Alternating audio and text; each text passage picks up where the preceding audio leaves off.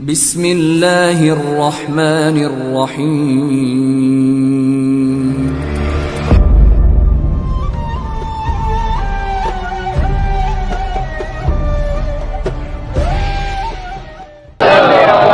حضرت عباس کے لیے بات فرمایا ان العباس زہر الولایہ، ولایت کی کمر ہے، ولایت کا زور ہے حضرت عباس۔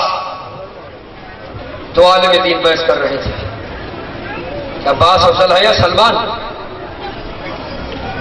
دیکھیں اپنے معاشرے میں بھی یہ ہوتا ہے کہ کسی عالم دین کو کسی مجتہد کو ملا کر پھر خطیب کو ملاتے ہیں، فلاں خطیب زیادہ علم رکھتا ہے یا فلاں مرجع ہوتا ہے نہیں ہوتا؟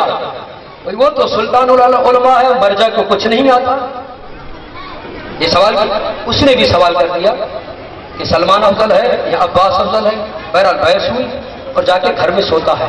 اس نے کہا تھا کہ سلمان افضل ہے۔ اس نے خواب میں دیکھا، توجہ، جو نہیں تھکے ہیں، جو علم اٹھاتے ہیں، جو علم کی سلامی دیتے ہیں، وہ حضرت عباس کی منزلت کو دیکھیں گے اور سنیں گے اور دل میں جگہ دیں گے۔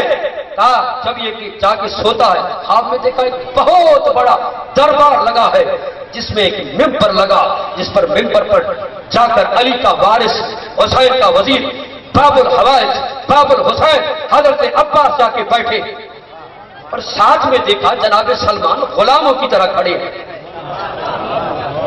غلاموں کی طرح کھڑے ہوئے ہیں، اور خالی کھڑے ہوئے نہیں ہیں، دیکھ کے کہتے ہیں اے عالم دین، تم نے کہا تھا کہ میں افضل ہوں، اللہ اکبر، تو نے کہا تھا۔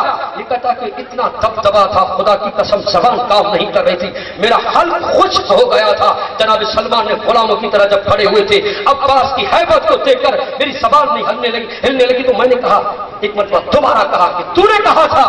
میں نے کہا تھا نادان تمہیں پتہ نہیں یہ عباس کون ہے؟ کہا کر اے عباس، پوری کائنات پر ایک لطف کی نظر کرے تو پوری کائنات سلمان بن جائے گی۔